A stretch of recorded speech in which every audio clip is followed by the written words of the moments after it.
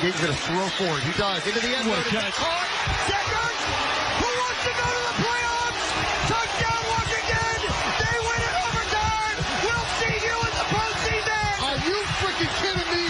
This is a missile to Zach Ertz, where only he can catch it. We got to talk about the catch by Zach Ertz. That's why you bring Zach Ertz here. Oh, my goodness. It was so perfect. The man that was on the receiving end of that game-winning touchdown, Zach Ertz. Commander tight end, he's our next guest on GMFB. Let's go, Zach. Let's go, Zach. Come on, baby. Yeah. Thank you. Good to see you guys. Awesome to see you, man. You too. Listen, that touchdown, it was overtime. You see who caught that ball? It was Zach Ertz. It was all perfect, launching the Commanders into the playoffs for the first time since 2020. What was going on in that play? Really, that drive and the fact that you were in the perfect sweet spot to send the Commanders into the playoffs. Yeah, it was really just a play call that we've repped 100 times, and Jaden has a lot of trust in the play, and we ran it so many times. There was really no doubt that I was going to have the opportunity to make a play, and Jaden threw the ball about 1,000 miles an hour, and somehow the ball stuck to my hands, and it was just awesome to be able to make that play, have my number called in that situation, and get this team the opportunity to go to the postseason. So it was surreal. Obviously, the past 2 years have been extremely difficult for a lot of different things or a lot of different reasons.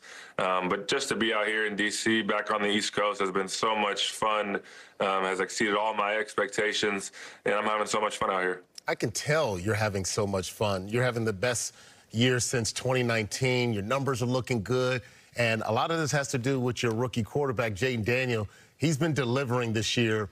When did you know? You know, when guys come in, he's coming in, he's the second pick overall, you look and go, you know what, let me see. When did you know he was the right guy for Washington? Honestly, so obviously I don't partake in rookie minicamp in year 12, but I get text messages after the second day when the rookies are on the field like, hey, go watch the film. And never in my career have I ever watched a rookie minicamp film since I was in it. And I do not believe there was a ball on the ground in the 2 days that he was at rookie minicamp. And so from then you kind of knew the type of player that we had possibly that we drafted. And he's exceeded all my expectations, the poise, the maturity, his attention to detail. It's just been off the charts. And I really can't say enough good things about him. Zach, we love having you on the show. We've had a long history with you here on this program. I go back to Arizona, where you and Kingsbury had a relationship. Now you get to Washington. There was this scene after the win where Dan Quinn, DQ, is just hugging Cliff as you guys clinch this playoff berth, 11 wins. Talk about your relationship with Cliff and also what's become of this relationship with DQ, which I don't think you have a history with beforehand. Yeah, Cliff and I, obviously going back to our time in Arizona, we hit it off right away. You know, Cliff is a guy, you know, he gives off this cool persona, but this is a guy that loves football. He loves the process. He grinds. He's in the building every morning like 3 a.m. I'll get a text message randomly, 3:30 in the morning. I'm like, bro, I'm not reading this for a couple more hours. You don't need to send it this early. But he's a guy that truly just loves grinding and getting his guys, put them in positions to be successful, and allows us just to play with so much confidence, because he's never going to ask a player to do something that they don't have 100% confidence in. And so what him and Jaden have been able to do, just being on the same page this year, seeing Cliff really come out of his shell, being the OC of this team and this offense, has been a lot of fun. And being with him, you know, after last year in Arizona, I really just wanted to be with people that truly believed in me again. And I don't think anyone besides maybe Frank Reich has believed in me more than Cliff. So that's been a lot of fun. And then, like you said, I didn't have a relationship really with DQ prior to this, but I heard so many good things. And his ability to lead this team, be a culture setter each and every day we step in the building from the moment I got here, has been one of the best experiences I've had from a head coach. You know, just how much he loves his guys, how much he pushes his guys to be at their best every day. It's been phenomenal. And it's just every day I come into work, I have so much fun. The people they brought in, the culture that they've established is just, like I said earlier, has just exceeded everything that I thought this experience would be. That's incredible. What a monologue. Yeah. Blast that out to the league. Everybody needs to hear that. Not just about you, Zach, but about everything that's going on with the Commanders. it does bring up an interesting segue in terms of head coaches and people who believe in you. Listen, you're one of the coolest, chillest dudes in the league. We go way back as a show, and we've known you for a long time. There's a good chance that in the playoffs that you may go back to Philly. Hi, Jamie. You may go back to Philadelphia. When you do, you're going to be asked about Nick Sirianni. Just tell the story. So after the game, Zach, you could call it an exchange, you could call it an altercation, call it whatever you want. What is the story of what happened right there? Because I think there's a lot of mistruths out there that maybe you can clear up. Yeah, I mean, I don't want to get into like every detail, obviously. But at the end of the day, Nick and we have a great relationship, and we're two very competitive people. And that's why we got along well when I was there for the time I was there when he was the head coach, and I was still in Philly before I got traded. And we just have a history of competing at a high level. And it was just something that really got blown way out of proportion. And from my perspective, it was a non-story. And then I wake up Thursday, and it's all over the news what happened. When I hadn't really thought of it since Sunday after the game. And so for me, it was just something, we had a conversation after the game, and it got blown way out of proportion. But there's no ill feelings or ill will with me and Nick. You know, we have a great relationship prior to that game. We have a great relationship after that game. And so for me, it really is a non-story. Zach, thank you. We appreciate the clarification, and we also understand that, especially when it comes to Nick Sirianni, sometimes it's best just to leave that between two people in that moment. You've mentioned you dropped a couple hints along the way here. You said the last 2 years for you have been really challenging. No one has believed in you more than Cliff Kingsbury besides Frank Reich. There is a chance here that you go up against the Eagles in the postseason, knowing everything that you've been through. What would that moment mean to you when you look at the lens of your career? I mean, it's everyone knows how I feel about Philly. It's no secret. You know, our foundation is still out there. We're doing a lot of great stuff in the community each and every year. It's got a special place in our heart. And every time I play them, obviously, there's so many people that I haven't seen in a while that are so good to see again. But I don't even know what the scenarios are going to be for us to play them again. But every time I play them, it's obviously a little different than just a normal game because of the experiences we had there, which were so much fun. But at the same time, you know, I've truly loved being down here in D.C. I loved being back in this division. Even when I was in Philly, I used to say this is the best division in football, and I still feel that way even though I'm down here. And I love being down here, playing with Jaden, playing with Cliff, playing with all these guys. Has exceeded all my expectations. And so for me, yeah, that would be special again to play them. But it is, anytime you get to play in the postseason, it's special. And so for me, just being here, being on this team, haven't had continued success in a long time here. For me, it's just all about being at my best with whoever we play in the playoffs. Yeah, and Zach, I'm pretty sure a little bit of that, too, is that do you believe in me now type of performance I'm sure you'll have if you guys do go up against the Eagles. But something that I truly believe in is fatherhood, man. I just want to give you, your flowers and say congratulations to you and your wife, Julie. You guys had twin boys a few months ago. I'm a father of twins. I get it. So you got to tell me, what's more challenging, newborn twins or getting ready for the postseason? Oh, I mean, I'm sure you can attest to this, but just without it, it's the twins. Yeah, okay, that's what I'm keeping it real. Yes. You think 1 + 1 = 2 with twins, but it's really like 1 + 1 = about 55. And so, I mean, it is such a blessing to be able to have 2 healthy boys. They're phenomenal. They're so much fun. My wife is crushing it each and every day. We have my mom essentially has stayed with us. You see her right there helping us each and every day. Are they sleeping on the same schedule?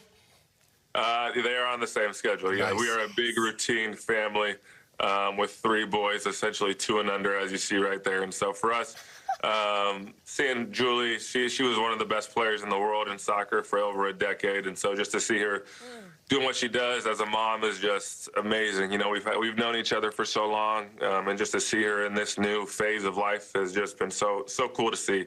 And it takes a village, as all of you guys know, and I wouldn't be where I am without them. So cool, Zach. Zach, I don't know if you know this, but Schrager already has the Ertz boys on his 2044 mock draft. He's got them scouted and ready, and they're going first round, right, Peter? Exactly right. Exactly right. First round. Sneaky athletic. Yeah, exactly. Did you know they played basketball, too? Yes. Zach. Hey, wait, Zach, before you go, Jamie, hold on. Zach, in like the next segment, we're having Lane Johnson on. Give us like a memory or something to say to Lane. What should we say to Lane from you when he comes on? Yeah, me and Lane were the same draft. He was the first round pick, I was the second round pick, and our rookie year, cool. you know, you get drafted for me 3,000 miles away from California. Lane from Oklahoma. He grew up in a town so small. I think it had one stoplight. But Lane's first training camp, every meal, breakfast, lunch, or dinner, this dude would eat about 3 or 4 cookies every meal just to try and help him get him through the day. Just because there were some long days when you're a rookie playing right tackle in Philadelphia, when you're a tight end playing behind Brent Selleck. And what he eats now, he's like such a professional. Everything he does is calculated to be at his best. But his rookie year, he had about 9-10 cookies a day. So you guys could give him a little flack about that. Cookie breakfast is perfect. Zach, you're a professional in everything you do. We will see you in the playoffs, my friend. go. It is awesome. Zach Ertz, one of the best. Thank you so much, dude. Oh, look at them. You too. How's your swat? Samu Sumerian Utu and the deity Ishtar Sumerian Inanna. Associated with Venus, such connections between the names Sin and various ancient cultures, including Mesopotamian, Egyptian, and Chinese, further deepen the mystery of Sin's identity. Interestingly, Sin's descendants are also believed to have settled in regions far from Yahweh's counsel. And here's the kicker: Satan is right there among them, not as Yahweh's enemy yet, but as one of the divine beings allowed to roam the heavenly court. Satan, in this early story, wasn't the arch-nemesis he would become in later Christian theology. He was more like Yahweh's prosecutor, an agent of chaos, sure, but one still under Yahweh's authority, acting within this divine council structure. This divine council setup shows that Yahweh, early on, wasn't as all-powerful or solitary as later interpretations would have us believe. There were other beings, divine beings, who had roles to play. Yahweh's supremacy was a process, something that developed over time as Israelite religion evolved. By the time we get to the book of Isaiah, Yahweh is firmly in control, and any mention of other gods is either eradicated or reframed as idols. But that wasn't the case in the early days. The Bible, you know, isn't the full story. In fact, there are whole books that were deliberately left out. We're not talking vision to see one another as equals and to take responsibility for the world we create. But now, the next step is yours to take. What do you think about these hidden teachings? Do they resonate with you? Do they challenge what you've been taught? Share your thoughts in the comments. We'd love to hear your perspective. And if these untold truths captivate you as much as they do us, subscribe and join us on this journey into the hidden corners of history and spirituality. Perhaps the most profound lesson we can draw from these teachings is this: the truth has always been within you, quietly waiting, patiently calling, ready to be uncovered. This, for trading purposes, were called Sin by the Scythians. Ptolemy, a Greek astronomer, referred to China as the land of Sinim or Sini. Furthermore, the book of Isaiah 49 verse 12 mentions Sinim, indicating that they came from afar, not from the north or west. Arabs, in turn, used terms such as Sin, Chin, Mahakan, and Makan to refer to China. Sini was associated with people who inhabited remote regions of Asia. However, I am interested in hearing your perspective on the intriguing origin story of the Chinese people. It is remarkable how much information there is available about Chinese ancestry, often related to the ancient Sinians and Sinites, whose roots go back to Canaan and to Garma for some time now. I have been planning to create an additional video that explores the links between the Chinese and the Canaanites, as well as their relationship with the Europeans. In conclusion, the fascinating exploration research has already confirmed the Asian origin of some Native American peoples, resulting from ancient contacts and interactions between these cultures. These cultural exchanges gave rise to new languages and dialects, known as Far Asian languages and Proto-Caribbean languages. Some even point out similarities in intonation and speaking patterns between the Japanese language and some Native American languages. Linguists propose this assumption, also highlighting possible sound similarities, especially between the Japanese language and some Native American languages in North America. Indeed, the relationship between the Chinese and their possible descent from Sin and Togarmah is widely discussed and often based in historical and mythological evidence. Their land, often called Sinan, has been associated with these ancestors, with Sin and Togarmah considered the progenitors of the ancient Mongolic Chinese family.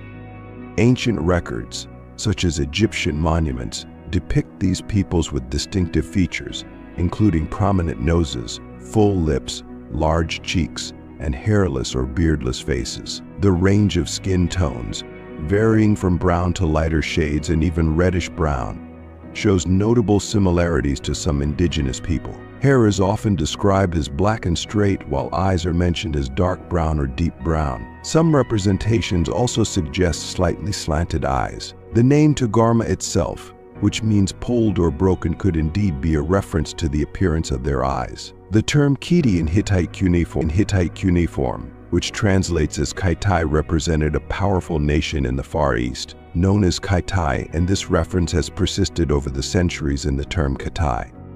These historical and etymological connections are fascinating and continue to be the subject of study and discussion among historians and linguists. The Katai were an ethnic group that belonged to the ancient Chinese primordial family. The connections between the Chinese and the Katai were evident in various aspects, such as their clothing, the style of shoes they wore, and the way they braided their hair, among other details.